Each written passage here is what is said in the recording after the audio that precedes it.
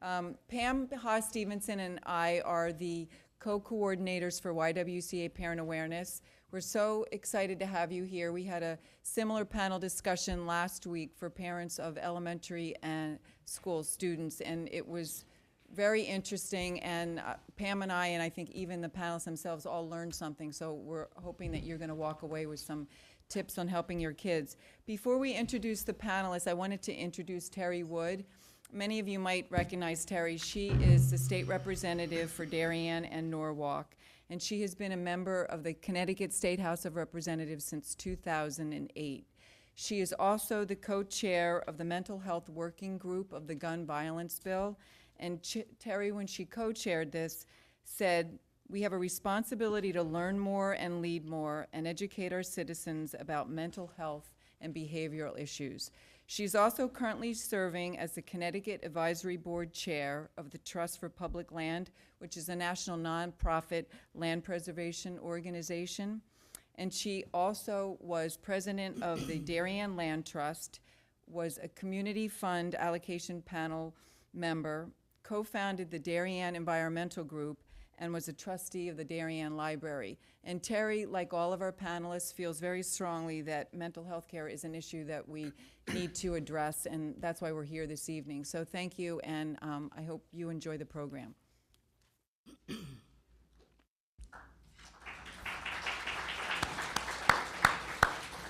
Great, thank you, Diane, and thank you, Pam, and certainly thank you to you all for coming out, because when we were raising our children, they're all more or less grown. They're over 21. I'm not sure children ever grow up once they're your kids, but parent awareness programs were really so helpful to us as parents, and I'm so grateful that Pam and Diane are carrying this on. So thank you to you all in Parent Awareness for organizing this. I also just want to mention briefly something called Mental Health First Aid, which is a nationally certified mental health course. It's 8 hours. It's offered over 2 days. We've had two trainings in Darien, and we will be offering another one next spring.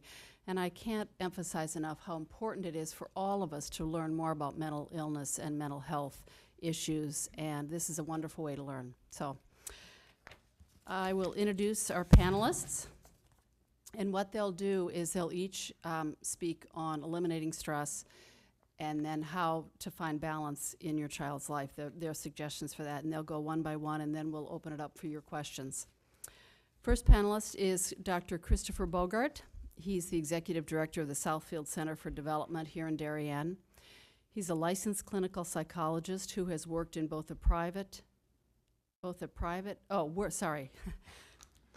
worked with both private and parents. That doesn't sound right. He works with kids and parents. I read this last week. It's not any different. He works with kids and students and parents conducting comprehensive psychoeducational and ADHD evaluations as well as therapy services. He provides program consultations to local schools as well as supervision to doctoral students in psychology. In addition, Dr. Bogart serves as a school psychologist at the New Canaan Country School. He received his undergraduate training at Georgetown University and received his doctorate degree from the American University in 1986. Next is Lisa Bunce. Lisa is a registered dietitian and nutritional consultant for many Fortune 500 companies. She holds a master's degree in medical biology and nutritional sciences from Long Island University, teaches at Norwalk Community College, and has held an adjunct professorship of nursing at Fairfield University in the Graduate Nutrition Program. Lisa is a member of the Academy of Nutrition and Dietetics, the Connecticut Dietetic Association, the Association of Sports and Cardiovascular Nutritionists. She is also an owner of Back to Basics Nutrition Consulting in Reading. It's a nutrition consulting and counseling firm and a developer of My Lil Coach, an iPhone application designed for behavior change and compliance of healthy behaviors. Phyllis Weis is a psychotherapist in the Counseling and Psychological Services Department of Fairfield University. She received her bachelor's degree from Mount Holyoke College and her master's in clinical mental health counseling from the University of Bridgeport. Phyllis also has certification in career development counseling. She's an adjunct professor at the University of Bridgeport's Graduate Clinical Mental Health Counseling Program, where she provides daily individual clinical mental health counseling to college students. She also facilitates supportive group therapy, leads training for campus leaders, consults to campus administrators, and delivers mental health awareness programs to Fairfield University's campus. Last is Eileen Whelan. Eileen is a school psychologist at Darien High School. She has worked at Darien High School for the past 25 years, primarily with juniors and seniors. Prior to becoming a school psychologist, Eileen was a special education teacher at Joel Barlow High School in Reading. She received her BS in education from Lesley College and a master's and certificate in advanced studies in school psychology from Fairfield University. Eileen is also certified in special education and elementary education. So welcome to you all, and thank you for participating. We'll start with Chris. Talk about stress. Getting to go first is decidedly stressful. First of all, thank you for being here with me tonight, and thank you to the Parent Awareness Network for setting this up. I do think it's an incredibly important discussion for us to be having as part of a community, and I think that the fact that we have such a nice turnout tonight shows that I think we're all experiencing a bit of stress and probably noticing a bit of stress in our kids. When I was thinking about what to talk about this evening, what I did is I went to my staff at the center and spent about an hour discussing the issue of stress in middle school and teenagers, and talked to them about what they thought would be important for me to convey in a brief amount of time to parents and to educators, and got a lot of great ideas. We ended up coming up with about 12 hours worth of material, and I didn't think you guys wanted to be here until tomorrow morning. So what I did is I took the liberty of summarizing some of the different thoughts in a handout that some of you may have picked up at the front of the room, and if you haven't, we'll make sure that you get that. It'll also be posted on the YWCA website so that folks can get a copy of that. But I thought it would be a good starting place to really define what stress is about, because I think we all walk through life. I don't think a day goes by where I don't say to somebody, oh boy, I'm feeling stressed, or I don't hear somebody saying to me that they feel stressed. And so we all use this term quite frequently, but we don't always necessarily have a common understanding of what stress is. And I think when we use it, we often use it in sort of a negative framework of stress being something that is damaging or something that's putting pressure on us. But the reality is that stress is absolutely an essential component to development and an essential component to being able to meet the demands that we all have on a day-to-day basis. If you really boil stress down into a definition of exactly what is stress, it's really nothing more than a physical reaction in your body to some change that you're perceiving or some pressure that you're perceiving in your life. And so stress is simply your body releasing cortisol and adrenaline, and that allows your body to brace itself to be able to approach the demands that you have in your day-to-day life. And so when we talk about our kids feeling stress, what I think is important to understand is that when we're talking about stress, we're not talking about either you have stress or you don't have stress. We're really talking more about a continuum of how stress is affecting you. And on the one end of that continuum is a term called eustress, E-U-S-T-R-E-S-S, which is really, if you break it down to its Latin components, it's just good stress, it's positive stress. And what researchers have found, and what I think parents and clinicians have known for a long time, is that a certain amount of stress in our kids' life is absolutely essential and helpful to them becoming resilient, to them developing self-concept and self-esteem. If a child feels a little bit of stress about a test coming up, that's going to push the child to study a little bit more. If the child feels stress about going out and playing on the football field, they're going to practice a little bit harder in practice. And it's that positive stress that really braces us to be able to meet the challenges that we face, and then allows you to feel good about yourself and develop a stronger sense of yourself and more resilience. But as you go down that continuum, what you start moving down into is, I think, what many of us often mean when we look at stress, which is more moving into that area of distress, where a person starts experiencing too much stress on a continual basis and feeling that they can't control it. And it's when the child or when the adult starts to feel like the stress is coming at them at a rate that they really can't manage, that it starts moving them into a place where they have a chronic experience of stress that can end up tipping the balance and turning into a true anxiety response. And so as we think about that, the question arises is there more stress today than there was 20 years ago, 30 years ago, 40 years ago? And if you go back to the literature and some of the studies that are currently coming out, you actually do see a pretty strong trend in the direction suggesting that our kids are experiencing a much greater level of distress and anxiety than they were 10 years ago, 20 years ago. If you go by groupings of 10, each grouping of 10 years back seems to show a lower epidemiology, a lower amount of stress-related disorders. So some of the statistics that have come out in the last 5 years, the Surgeon General of the United States came out with a statistic about 5 years ago saying that 13% of our teenagers are experiencing stress-related disorders. 13%, that's 1 out of 8 kids is experiencing a stress-related disorder. There was a study that came out of the University of Minnesota where they did a very extensive survey of kids in middle school and in high school, and what they found is 59% of middle school kids report feeling stress on a day-to-day basis.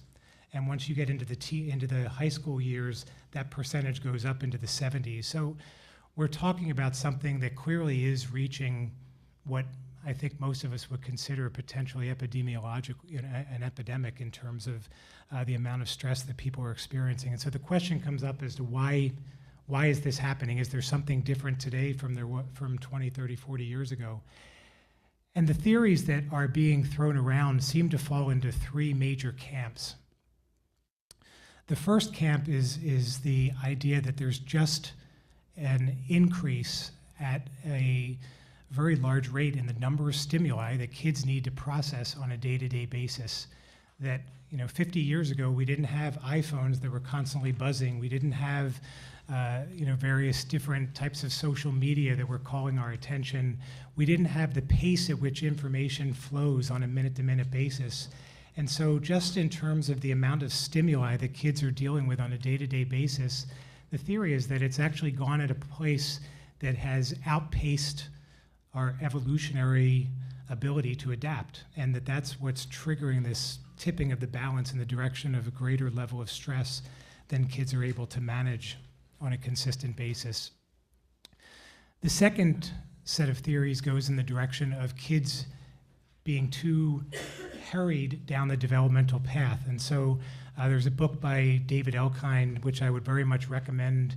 If you haven't read any David Elkind, he's a fantastic author. I would recommend you pick up some of his books. But he wrote a book a little while ago called The Harried Child. And what he talked about in that is that kids at the elementary school level are now being asked to do things that typically they weren't being asked to do until the middle school years.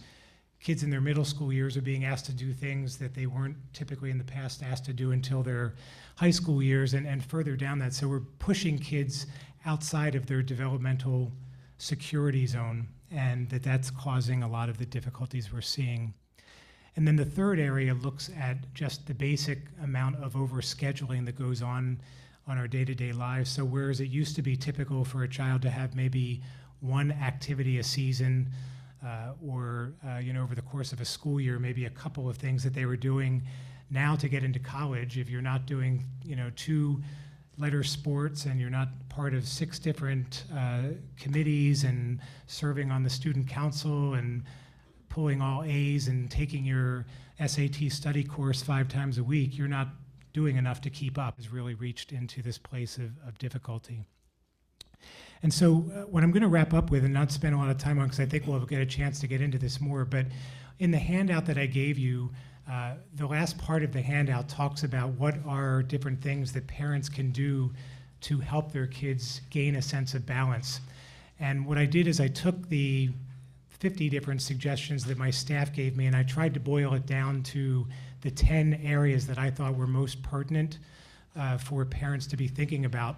And I just wanted to call your attention to a couple of them, because they're the ones that I think, if you go away with nothing else tonight, they're the ones I would really look for you to consider. One is, the second one down there is, it talks about modeling effective coping strategies. When they've done research about what are effective parenting strategies in helping kids deal with stress, in helping kids find a sense of balance, the one variable that continually rises to the top as the most important variable is whether kids perceive their parents as living a balanced life. If they perceive their parents as being stressed out and running from this thing to the next thing and never having enough time and looking exhausted at the end of each day and at the beginning of each new day, and not seeing their parents taking advantage of proper nutrition and exercise and sleep, kids turn off and they don't listen to what you might be telling them to do. So when you're telling them to get to bed, turn off their computer, stop texting their friends back and things like that, but they see you doing those same things at 11 o'clock and 12 o'clock at night, that's what they're going to do. They're going to do what they see you do. And so if there's one thing that I would ask each of us to do, is to step back and really look at how we are modeling effective balance in our own lives, because that is the variable that shows up consistently as the number one variable that discriminates between kids who live a more balanced, less out of control, distressed life and kids that don't. And then the other piece is, do not be afraid to say no to your kids and to set proper limits and to set proper expectations. We live in an incredibly advantaged community. With that comes a huge number of different temptations of things to belong to. It takes a strong parent to be able to say, no, I don't want you to do X, Y, and Z because you don't have the time for it. You can pick one of these 3 activities. You can't do all 3 of them. Being able to set proper boundaries, being able to set proper expectations is the other thing that seems to have the greatest impact in helping kids be able to achieve that balance, because a lot of times they just can't say no for themselves. So there are other things on that list, and I'm sure we'll get into them, but I don't want to steal away time from my panelists here. Great, thank you very much, Chris. Lisa. Thank you. It's my pleasure to be here tonight among these esteemed panelists and to outline my part in how stress and lack of sleep and proper nutrition can help our children lead a more balanced life, and to offer some practical guidelines and tools to remedy this. There are 2 types of stress, as Chris pointed out. The first is the good one, in which we are striving to improve ourselves, our ambition, the opportunity to set realistic goals to improve some areas of our lives, our drive. This is a good stress. This is what we strive to improve ourselves with. But then there's the second type of stress, which is situational, which is uncontrollable, the distress that Chris describes, such as the deadlines, the emotional issues, the self-imposed need for perfection, the unrealistic level of competition that we place on ourselves, that we place on our children to succeed in an environment that some of them may not be able to achieve. So that's what I'm going to be focusing on this evening. The human body reacts to stress in 3 ways. It increases the production of adrenal hormones, cortisol, which causes the body in turn to step up its metabolism and to quickly begin burning extra fuel to keep up, burning extra protein, burning extra carbohydrates, burning extra fat so that the body can respond, the fight or flight response. As a result, there's an increase in the body to get rid of the byproducts of this metabolism. So it forces the body to work overtime to get rid of the nitrogen from the protein metabolism, to get rid of the extra potassium, the extra phosphorus. It also begins to deplete the magnesium from our muscle stores. It stops laying down calcium in the bone when it's under stress. Consequently, when it's under stress, it doesn't absorb nutrients from the food that we're eating, as well as when we're calm and in a good place. So all of the above leads to deficiencies and key nutrients and the inability for the body to repair, heal, and to just do what it's supposed to be doing, and that is repairing, building, and maintaining itself. And it also doesn't restore itself. It doesn't replace the nutrients effectively. The nutrients that are most affected by it are the vitamins and minerals, especially the B vitamins, which are important for proper function of nerve health, the nervous system. Our electrolytes, such as potassium and sodium, which is important for sports performance and for heart health and cardiovascular fitness. In addition, with all of this extra metabolism taking place, it creates free radicals. And free radicals are these compounds that damage cell linings, that damage the interior of our artery walls, brain cells, etc., body tissues. The increased stress will also lower the immune function, and it will allow, and the person then becomes more susceptible to developing chronic illnesses or even just simple illnesses like colds and flus more frequently, and it will delay healing. Top it all off with little or disruptive sleep patterns, and we've created the perfect storm for every one of our teens. So many of us may be familiar, we hear it all the time recently in the popular press, about how important sleep is, that if we're not getting our 8 hours of sleep per night, it's going to lead to heart disease, diabetes, issues losing weight, obesity. And we all know that in this room, as parents of teens, that the luxury of being a teenager is that they all think they're invincible.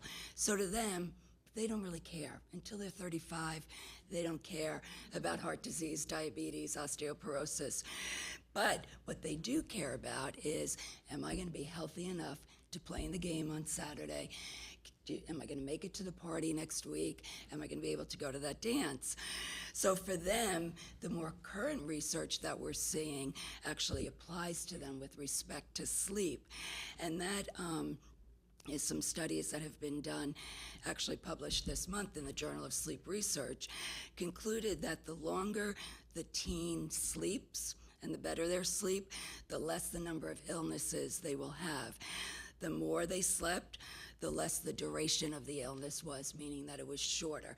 It didn't prevent them from getting sick, but it shortened how long they would be out of commission, which translates to less time out of school, less absences, less time away from their sports and other activities. Interestingly enough, boys did much better in this study than girls. The researchers couldn't really understand why boys were able to get away with less sleep than girls. Maybe it had something to do with hormone production and developmental phases. So what the recent research is beginning to show that we don't have to wait decades to have lack of sleep or poor sleep habits impact our overall health, that it actually can start occurring very soon.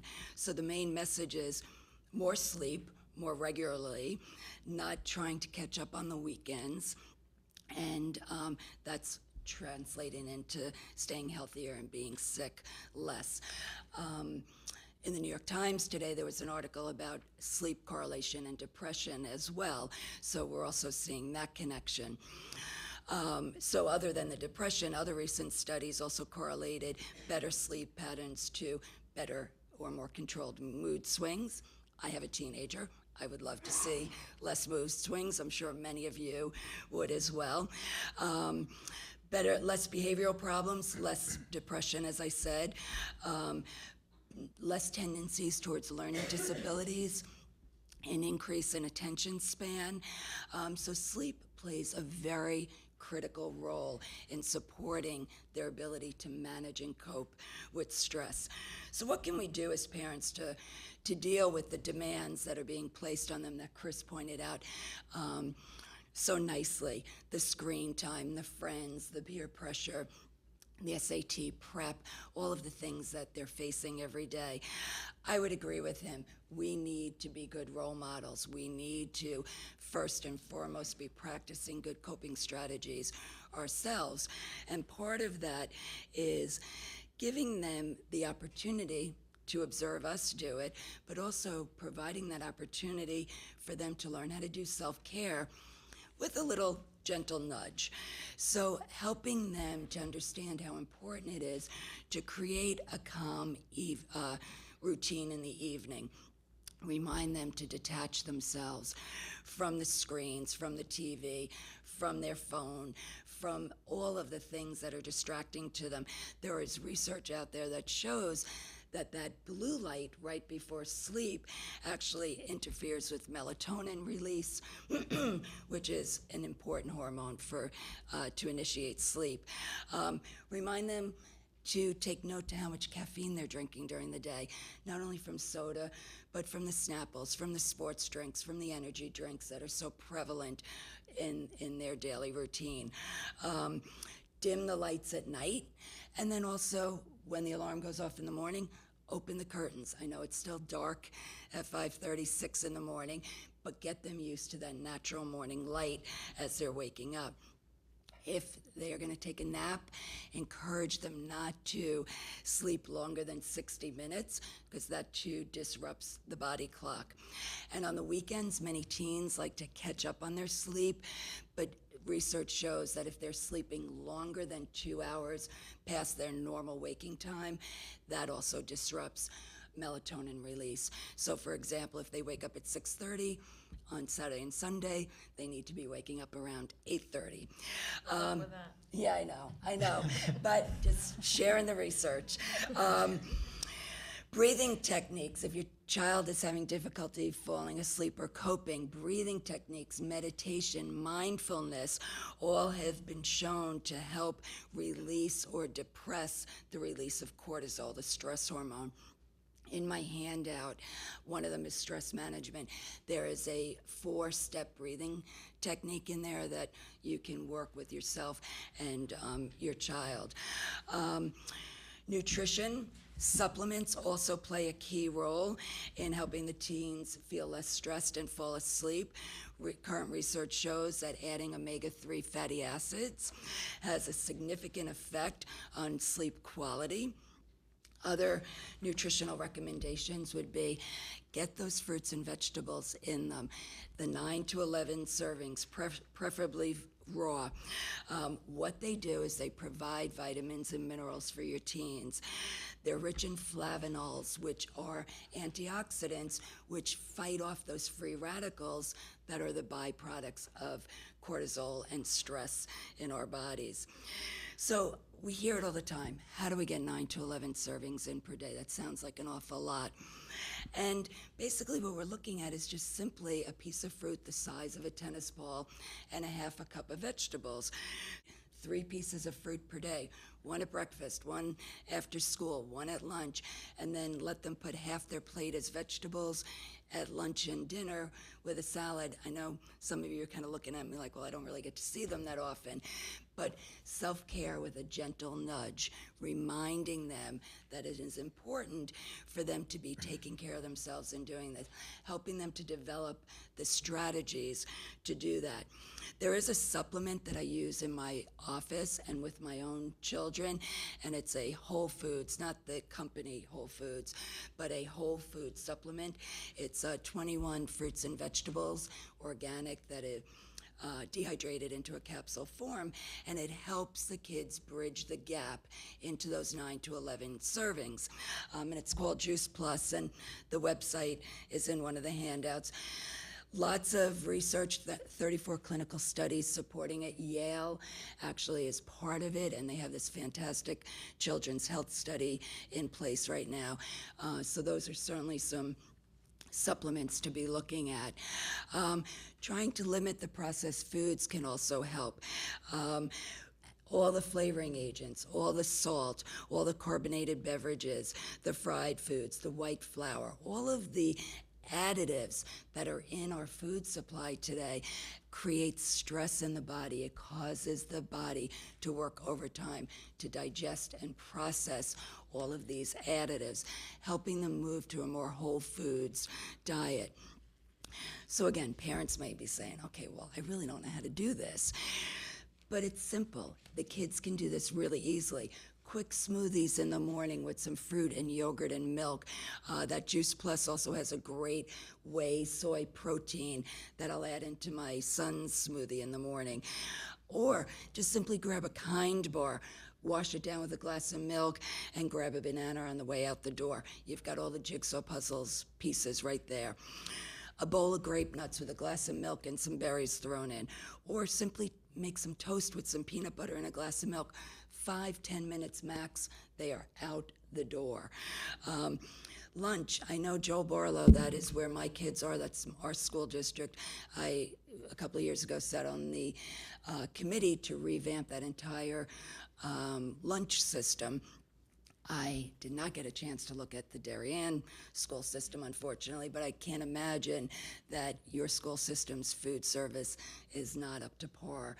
So I'm sure there's plenty of fruits and vegetables and salad bars and veggie paninis and things that they can be grabbing during the day, even if they are running quickly from one class to another. But, you know, encouraging them, again, the gentle nudge.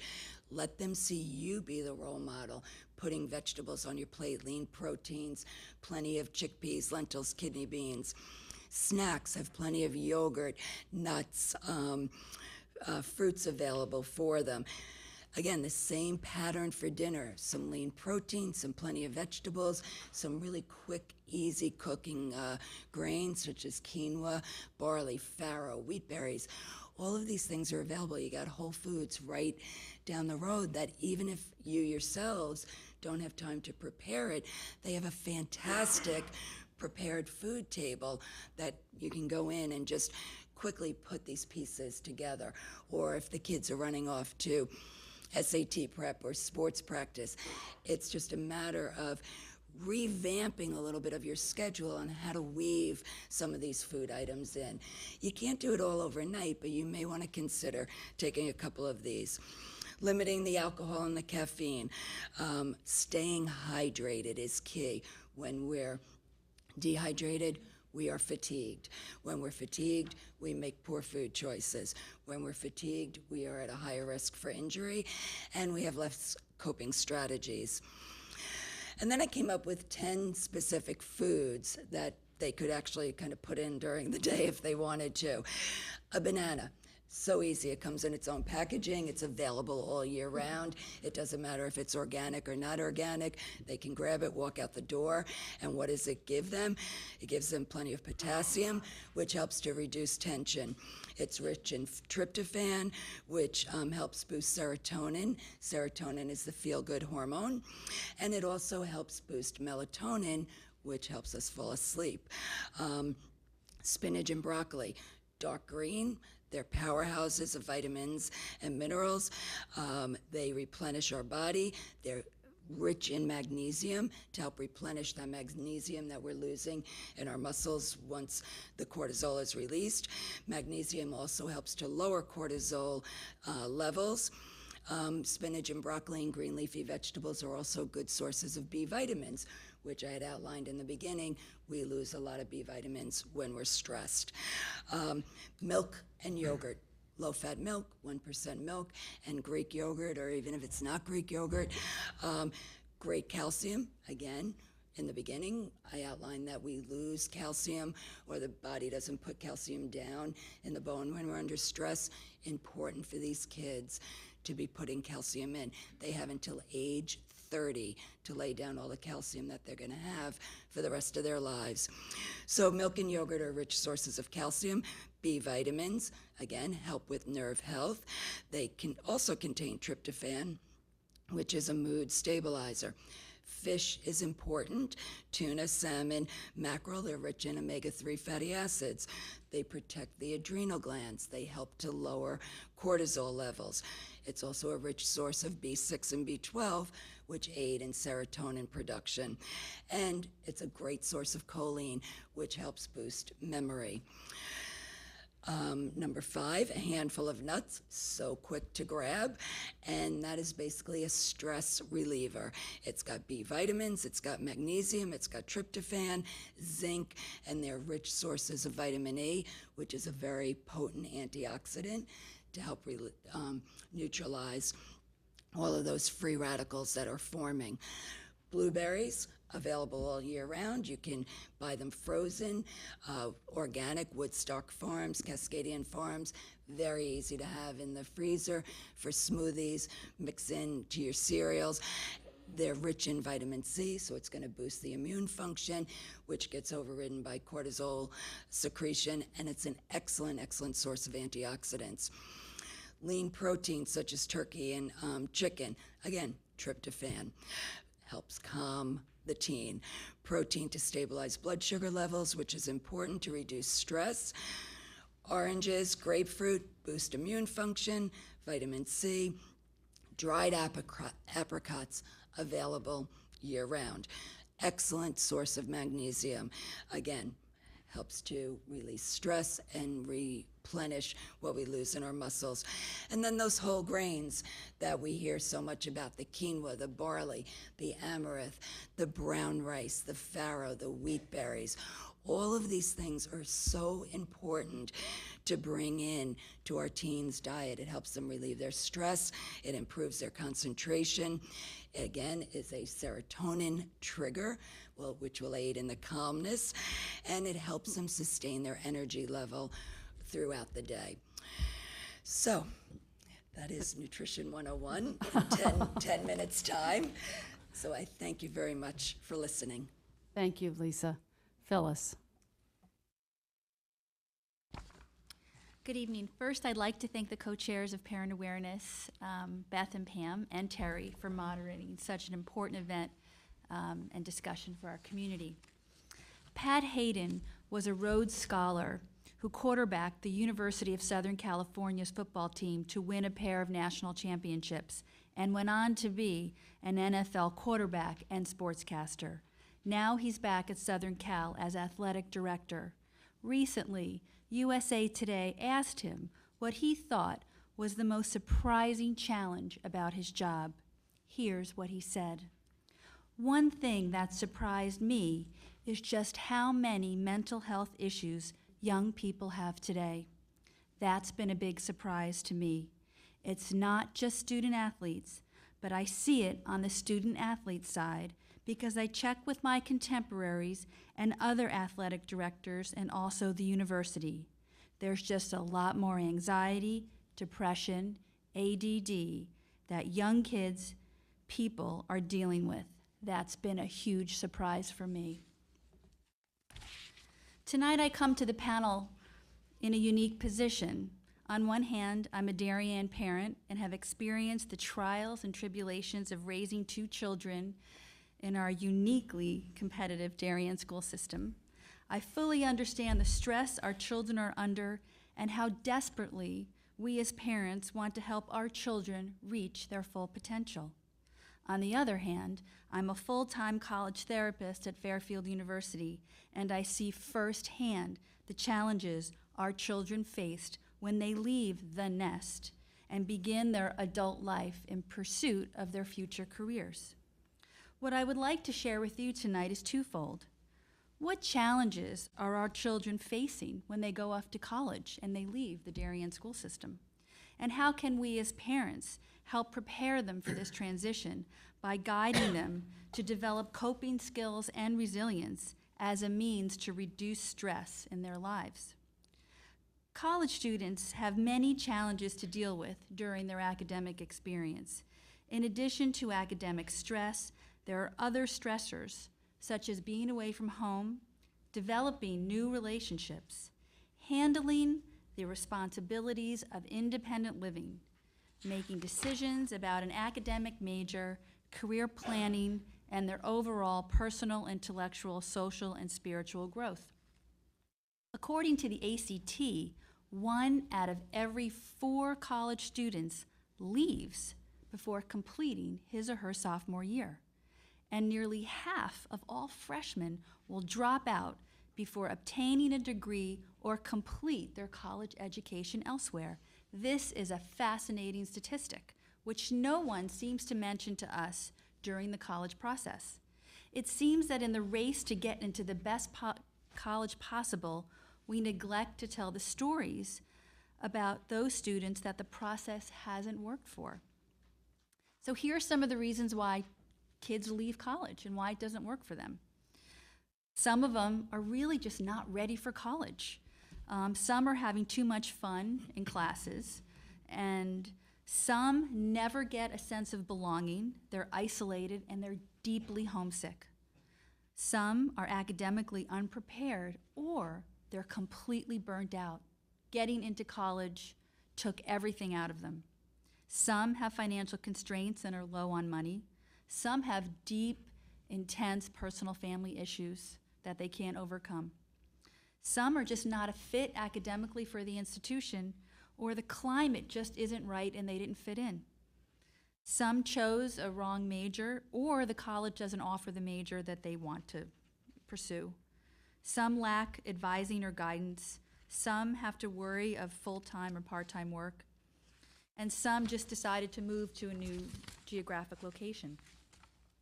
According to Arthur Levine, author of Generation on a Tightrope, and I actually brought the book for you to look at, he discusses the different worlds in which today's college student and the adults in their lives grew up, and for the events that helped shape this generation of college students. Chris actually mentioned something like this.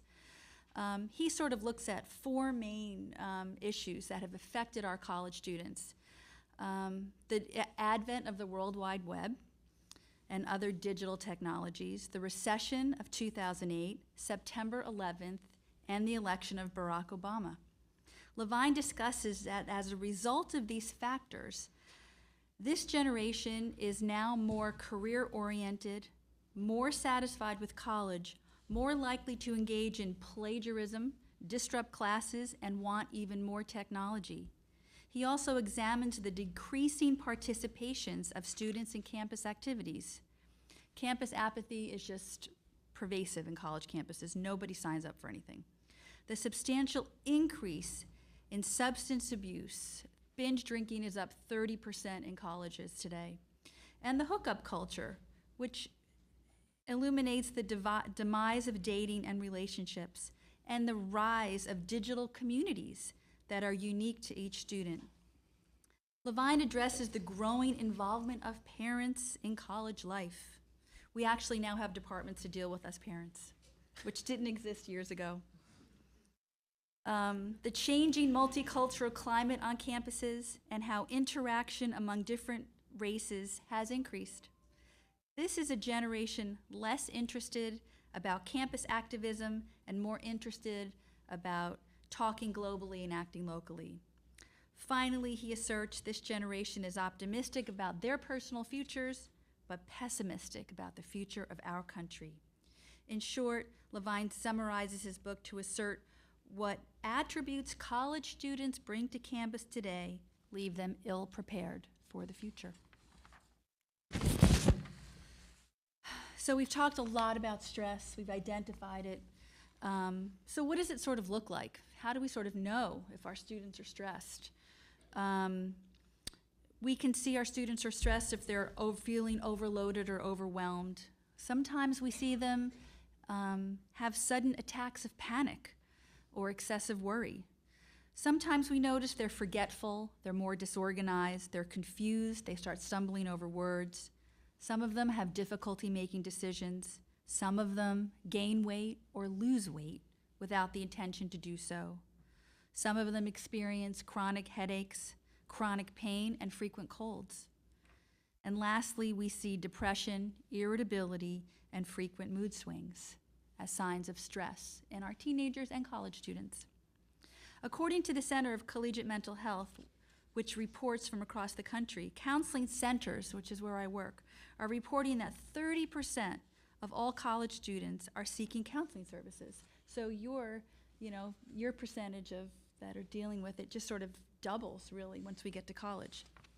And this rate has doubled over the last 10 years. In the past, college students sought counseling for adjustment issues, relationship problems, and academic distress. Today, at Fairfield, for example, the most common issues we are dealing with are anxiety, depression, substance abuse, sexual assault, and bipolar disorder. Counseling centers from across the country are reporting increased use and are having difficulty keeping up with the demand. So what do we do as parents to help create balance, help mitigate the risk for our children as they go to college? I think some of the issues we've talked tonight, I think, Chris, both of you brought up, one of the things that I'm going to say as well, is to first understand that the world of today is different than the world of yesterday. We cannot even compare what our experiences were like in high school and college to what our children are and will be facing. It's helpful that we keep ourselves out of the conversations when we talk about college and we talk about high school with our children. We did not have the same experiences as they do now. And as my colleagues were saying, they are experiencing, stress and stimuli from all different phases of their life, which we just never had that experience. I want to just sort of, redouble the effort on children. It's no secret they learn what they live. Be brave to take a hard look at your life to see if you're creating balance. I can't emphasize that enough. In my practice, I have almost 60 student caseload just for one counselor. And I can't tell you on a daily basis, students come in, difficulty adjusting to college. They cannot get along with their roommate. They can't be flexible. They can't adjust to having unstructured time because they've been so used to being structured their whole lives. They have an inordinate dependence on their parents. Their parents are texting them and communicating with them several times a day, and they have such reliance on their parents. They have difficulty if their life and structure isn't the way they want it to. They want it to be. So the distress or stress happens when it can't be the way they want, and they haven't quite learned the coping skills or the resilience to work through it or to say to themselves, it's going to get better. So what I want to say to parents is really at this stage, help foster independence. Creating autonomy is our children's developmental task at this point, and it's our developmental task to help let go. We need to sort of reduce communication only as an as-needed basis. We help to build resilience, and what does that look like? I think, we talked a lot about, really self-care. Taking care of yourself should be an extracurricular activity. It should be something scheduled, like tennis, like piano lessons, and we as parents can enforce this now and can really be the gatekeepers and helping them and reinforcing it. Oh, good for you. You chose not to go do that activity. You chose to sort of hang out and listen to music or hang out with your friends. And don't underestimate the power of downtime. We fear that our children won't get into college if they're not uber busy. I would challenge you to say that when our children are faced with unstructured time and they learn how to fill it and they learn how to negotiate for themselves and they learn how to take risks, they are learning life skills. And we're looking to not only create good, successful high schoolers and not only successful college students, really adults. So look at your children and help look at how can I help make them independent? How can I help make them self-sufficient? How can I make them not need me as much? I think it's important to, when we're dealing with our children when they're stressed, is to help them learn to be flexible. Sort of the adage that trees that bend don't break. So when any time that you can sort of insert something when your child gets really stressed about something, just, have them, talk them down from the cliff and sort of reinforce them when you notice them being flexible or compromising. I can't tell you on college campuses the amount of peer mediation get along with each other anymore. They've lost the ability to just be compromised, and my roommate's really neat, and I can't take it, and she cleans my half of the room, and she touched my stuff, and I want to change. I can't deal with her anymore. Encourage them to seek support from others. Help them see that setbacks are temporary. We all tend to catastrophize and believe that it's the worst case scenario. Helping them move through a crisis and allowing them know that they will come out on the other side is one of the best strategies to support resilience. And I like to talk about, we started something at Fairfield's campus. It's an attitude of gratitude. Have your students, if they're really whining or really complaining, make a list about what are you grateful for. Develop spiritual beliefs. They're a great antidote for stress. When you truly believe that everything will happen for a reason, your stress resilience goes sky high. Help them take baby steps. Stress resilience is about facing stress head on and looking at situations as opportunities for growth. Don't rob them of these opportunities.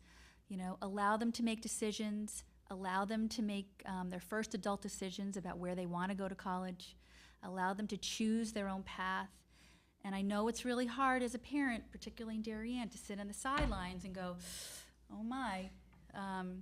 But it may be just sort of a short-term anxiety, but it's really a long-term gain for them. So I'll end right there, but I'll happy to answer more questions later. Great. Thank you very much. Taking Eileen. a step backwards to high school. We should have switched spots. We should have actually. I'm going to talk a little bit about some of the stressors that we see across the grade levels in high school, and then, in my opinion, some things that I think are helpful for parents to do as well. Some of them have been said, but from my experience, I just wanted to emphasize a few things. And one thing I wanted to start by saying that no teenager is immune from experiencing problems and experiencing difficulty with stress. But one thing that's important to keep in mind, I think, is lots of problems are transient. They don't all become full-blown mental illness disorders. It just doesn't always happen that way. So it's important to not get overly upset when something happens. You want to stay as calm as possible, not match your child's level of anxiety about whatever the situation is. Because once you're as upset as they are, it's very hard to think clearly. So I just want to throw that out. In our high school, there's a lot of students with issues, and there's plenty of students who don't have issues. And lots of times I see somebody freshman year, maybe they're having a particular difficulty with anxiety or panic attacks, as someone mentioned. Then I walk by them as a senior, think, I haven't seen that kid in years. They're completely past it. And I think that's important to mention because they're healthy and resilient, and for the most part, kids will do well. What I wanted to just start with by saying in ninth grade, some of the stressors specific to ninth grade would be the transition from a smaller, more protected environment where there's a team-based model. Students are grouped by different teams, as you know, and they have a set group of kids that they usually attend class with. When they get to high school, ninth grade, it's kind of random who they're in class with for the most part. It's computer generated. And sometimes it can be a difficult transition for students because there's a lot more independence that's involved. They have to make a lot of decisions on their own.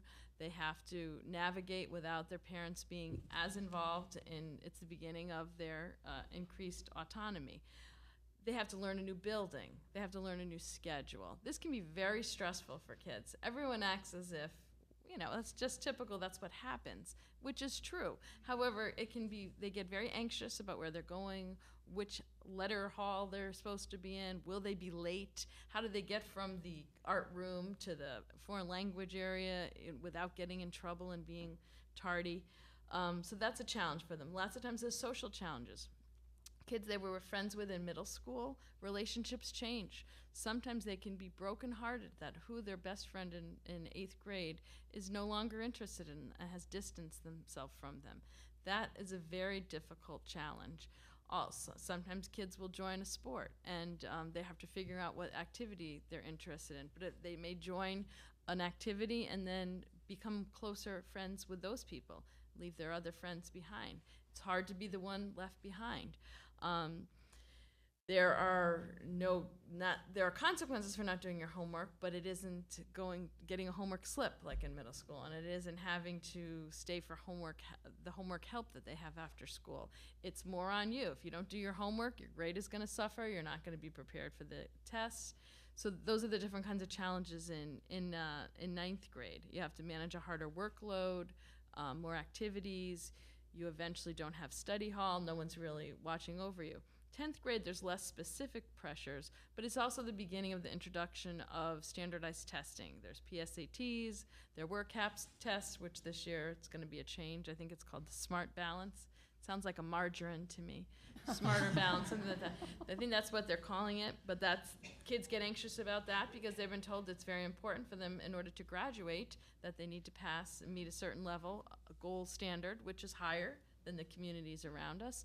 So that's an increased pressure as well. If they don't pass that, then they have to do other things, take additional courses and so forth. They have to sit for exams to qualify for honors courses. They start thinking about junior year, that's the dreaded junior year that they all are so anxious about. And also I've known some sophomores who really struggle with this, especially kids who are on sports teams who were soccer players, let's say, their whole life. They were on travel soccer, they went to camps in the summer. They get to 10th grade, they made the freshman team, then they get cut. They're not JV material. They come to know they don't make the varsity team, and it's a huge loss to them. It's devastating to kids who identify with a particular activity or sport, and they can't continue. And you can counsel them to, well, what about trying out for cross country where there's no cuts, or trying out for something else? But to them, it's a very painful experience. I've had kids devastated by that, the impact of that. They also start learning they need to start building up their activity sheet. What kind of things can I do? And then we come to junior year, which I usually work with the juniors and seniors, and a lot of juniors have difficulty because everyone talks about how difficult junior year is, and the truth is it is. There's an increased workload. 300 level classes are very challenging, not to mention if they're in any advanced classes. There's a constant workload. A lot of kids break under the pressure, at least temporarily. Lots of times we need to give them extensions to complete the work. They're either reading, writing a paper, everything simultaneously. There's an awful lot of work going on. They also they have more ability to make their own decisions. A lot of them are getting their licenses. Then they can travel without their parents drop them off. You think they're at Susie's house, and then you find out later, no, they're not at Susie's house. And with that comes a lot of things to worry about as a parent, and a lot of decision making on their part, some of which they're not going to make good decisions. And so that's a risk when you let your kid go off in the car. Also they're taking SAT or college, the testing prep courses. That's a huge time commitment on top of driver's ed and activities and their courses. So they are unbelievably stressed, these juniors. People say that as if it's just a cliche, but it is absolutely true. They also are so anxious about college. A lot of kids I talk to say this is, I think, very intimidating to them, especially students on a sports team. They're aware some kids have already been committed places. They're aware that where they're playing lacrosse, whatever the sport is. Sometimes kids will say they call them by the school they're going to. Hey, Princeton. Hey, so-and-so. That is extremely intimidating to another kid who's just struggling to maintain their spot on the team. I don't think people are conscious of it, but it's kind of undermines a lot of students' confidence. Some people could say it could be motivating as well, and that's true for some students. I want to strive to be like that kid on the team. They're so sick of hearing about college, people talking about college. My own daughter, I remember, I think junior year, she said, why do adults want to talk about college all the time? I'm getting a ride home from the person I'm babysitting for, and he's asking me where I'm interested in college. Why is that all they want to talk about? And so finally I said to her at one point, you know why adults want to talk about that all the time? Because everyone had fun in college, and they're thinking work, work, work. When else are you going to live with people your age, being able to study what you want to study? They don't see that other positive side to it. They think it's all the competition, which they're very much feeling with their peers, and they're thinking of all the negative aspects of it. But sometimes you have to turn it around and say, you know what? This is a really great part of your life. But as one of our guidance counselors has always said, it's 4 years of your life. That's all it is, too. So let's not get crazy about this. It's 4 years out of the entire experience of your life. So that's what junior year is like. Senior year, of course, there's a lot of changes in terms of what I see relationships often senior year. I don't know if any of you have seniors. Romantic relationships often end at some point. They start to make that break in spring. They also, friendships sometimes change. Sometimes you think, why isn't my son friends with Billy, who he used to be friends with before? And you're uncomfortable with it. You liked Billy as a little kid. And what you don't realize is sometimes they're making that choice for a good reason. Maybe they're not hanging out with Billy because he's starting to smoke pot too much, and your child is not comfortable being around them. Or sometimes things just change, but you'll notice senior year, a lot of changes in relationships. Sometimes kids get sick of each other. They've been in the same pond with them for so long. They want to venture out, meet some new people.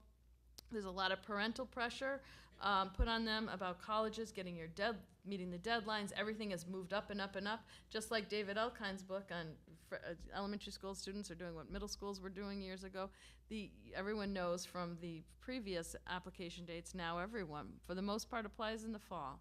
And by November 1st, you should have seen the guidance office crazy busy up to that point. Now it's quieter in terms of the traffic of kids coming in with their transcript request. A lot of kids struggle with making the decision, as you pointed out, where they want to go versus where their parents want them to go.